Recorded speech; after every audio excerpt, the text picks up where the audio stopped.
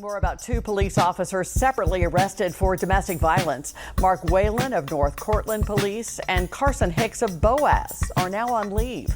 WAFA 48's Matthew King joins us live in Boaz. Matthew, the two departments affected are now down an officer each. Now, Liz, here at Boaz, they say they're down 2 officers now, but officials say everything they're going to holding these officers out right now is all a part of standard procedure. 2 separate officers, 2 separate domestic violence arrests. One from North Cortland Police, another from Boaz Police. We're down 2 officers right now. We're just like everybody else. We're looking to hire. Boaz Police Chief Mike Turner's feeling the effects of his officer Carson Hicks' arrest. Court documents say he shoved a victim to the ground earlier this month. He's since been placed on leave, which is standard procedure following an arrest. Despite this, Turner says his team is up to the task. We're manning it pretty good. A lot of our guys they're just working overtime. Working a lot of overtime. The Boaz Police Department is going to carry on just fine, and we're going to move forward and see this thing through the court process and just see how it comes in the outcome. Mark Whalen was also arrested for domestic violence. Court documents say he threw a phone at his pregnant victim. Police departments have a responsibility to really have a zero tolerance policy. I know I did when I was chief. Former police chief Cecil Moses says these arrests put a major strain on smaller departments. 1 or 2 being out can really cause a problem. It's a real hardship on the department. It puts the community at risk also. He says a small percent of domestic abusers are officers, but the numbers are still concerning. It's about 1% of the overall, and that's pretty much typical of all professions, just that you can't afford to have even one in the police department. Now, we also reached out to the police department with North Cortland and so far have not heard back. Reporting live in Boaz, Matthew King, 48 on your side. Good morning and welcome to the Bad Apple Report. It's 7:30 a.m., bright and early right here at home on the range. Thank you so much for being here today, folks. We've got a big show, so without further ado, on with them bad apples. September 25th, 2022. Officer Dylan Uclea had only been with the department a few months when he responded to a late-night burglar alarm. It was at the Cleveland Clinic Akron General Challenge Golf Course on Flickinger Road. The suspect, Joseph Sparrow, was still on scene when police arrived. Investigators say he was carrying a large crowbar and pivoted towards Uclea, who then fired 1 shot at the suspect, but he missed. In the officer's report, he wrote, quote, "The suspect turned back around to try and flee on foot. As he was turning, I fired 2 more shots. Both missed as well." According to the department, neither the suspect nor the officers were injured during the incident. The Summit County Sheriff's Office investigated the shooting, and in September of 2023, the case was referred to the Special Prosecution Section of the Ohio Attorney General's Office. This past March, the case went to a Summit County grand jury.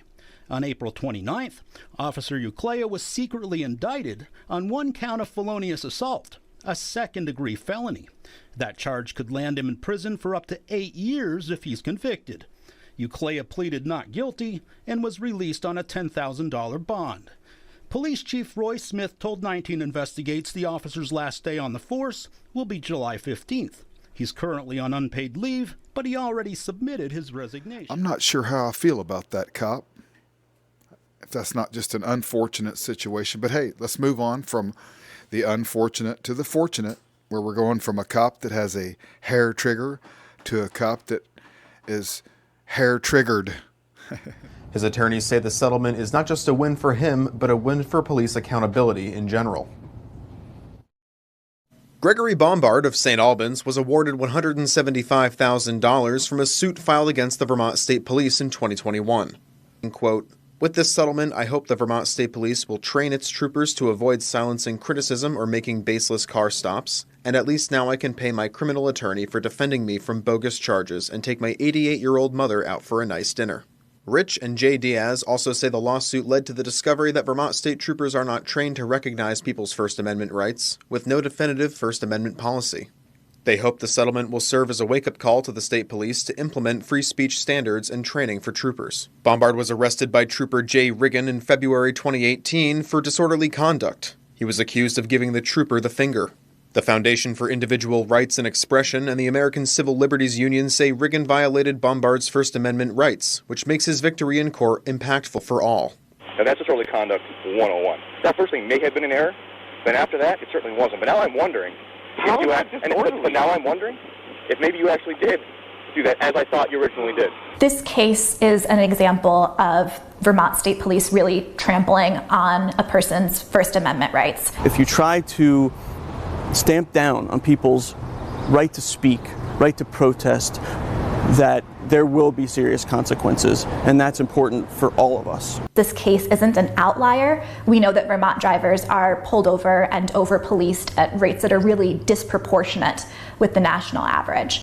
The Vermont State Police does not have a general First Amendment training or general First Amendment policy, so troopers are not fully aware, so it's no surprise that this happened for all. Only on 13, Galveston police are now confirming an off-duty police officer is the man at the center of this video. It shows Galveston police officer Jared Rivas hitting someone multiple times. Witnesses claim the victim is a minor and it happened during a child's birthday party. ABC 13's Liliana Pearson is at the Island Bay Resort Apartments after speaking with the child's mother. The mother who took that video says that they were here at this apartment complex enjoying a children's birthday party when a man comes into the pool area and demands they leave. She says they were doing just that when things escalated and got violent. They punching on people! In video, you can see a uniformed Galveston police officer holding a teen down. You can hear the blows from an off-duty officer, Jared Rivas, land as the teen cries out in pain. He was just hitting people. Heidi Williams says she and her kids were visiting a friend's apartment for a children's birthday party when a man came into the pool area with what appeared to be a law enforcement badge and a walkie-talkie. He demanded they leave. We now know that man is Rivas. A man walked up with a walkie-talkie and a badge on and said, are y'all residents here? And I was like, no, sir, but we are guests. He said, well, y'all need to get up and leave. Williams claims as they were getting up to leave, Rivas hit one of the moms several times. Rivas then shoved Williams' 13-year-old son to the ground, who jumped up and hit Rivas back, resulting in Rivas hitting the 13-year-old again. Williams says that's when the off-duty officer then ran up to her 14-year-old daughter with a closed fist and hit her. You hit kids! You hit kids! Williams says that's when the uniformed cop showed up, holding down the teen, and Rivas started laying down more punches. Grab him by his head and start pounding on his head. By Williams' count, at least 4 people were hit by the off-duty officer. She says her daughter's scalp is swollen and bruised. Her son has a busted lip. Emotionally, they are drained. I don't sleep. My daughter doesn't sleep. My son doesn't sleep. Williams says she plans to press charges against the officer who she says attacked her family. Galveston police say Officer Rivas is now on administrative leave as they conduct an internal investigation. Galveston police also telling me Rivas was working as an off-duty security guard at this apartment complex at the time of the encounter. But when I spoke to the leasing office, they told me Rivas is not an employee. Developing news today, former Chattanooga Police Chief Celeste Murphy has been indicted on more than a dozen charges. This coming just one day after Murphy resigned. News Channel 9's Jordan Karnback joins us live today with a deeper look at what led to the former chief's arrest. Jordan, what can you tell us? This department behind me now faces 17 charges of felonies and misdemeanors. Take a look at some of the video we have here. Former Chattanooga Police Chief Celeste Murphy has been booked into the Hamilton County Jail. She was processed this morning, and here's a look at her mugshot. As of now, she faces 6 counts of official misconduct, 3 counts of forgery, 3 counts of perjury, 3 counts of false entry in governmental records, 1 count of false entry on official registration or election documents, and 1 count of illegal voter registration. Well, this morning, 2 former Uvalde police officers face criminal charges over their failed response to a mass shooting. Yeah, grand jury taking action now, more than 2 years after a gunman at Robb Elementary School killed 2 teachers and 19 students. Natalie Haddad joins us live here in studio with more. Natalie, you've been following this story from the very beginning. That's right, Morgan. And I spent time last night talking with the families of Uvalde and some of the victims there at Robb Elementary School over the phone. And they told me that they first learned of the indictments from the Uvalde County District Attorney before the news was made public yesterday. And while they tell me this is a good start for them, it is not enough. The 2 Uvalde CISD officers indicted are former Uvalde CISD Police Chief Pete Arredondo and former Uvalde CISD Police Officer Adrian Gonzalez. They face injury to a child by omission charges. Now, Arredondo and Gonzalez, along with nearly 400 other officers, waited over an hour before trying to take out the school shooter that day in 2022, where 19 children and 2 teachers died. Now, it is not impossible for the other officers to face charges, but it is unlikely right now. A grand jury on this case served a 6-month term, and that is set to expire today.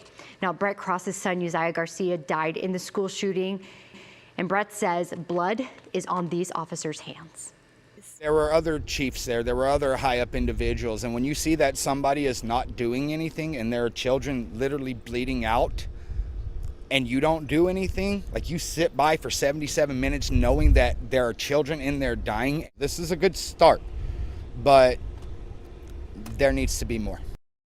Now, it is important to remember these men have been charged and not convicted of any crime. Arredondo, we know, turned himself in last night and has already bonded out of jail. And I'm told by sources in Uvalde that Gonzalez is expected to surrender later today, possibly this morning, but we will see.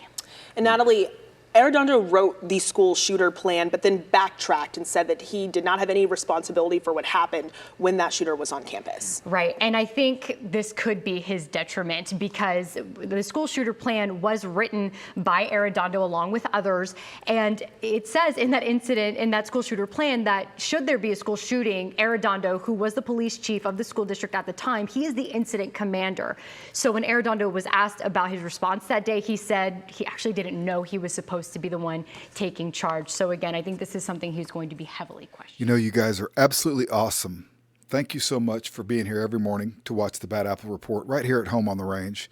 I really do appreciate it. And as usual, I'm going to whip up another batch of bad apples for you and be ready for them right here tomorrow morning at 7:30 a.m. Thanks a lot, folks. Have a great day.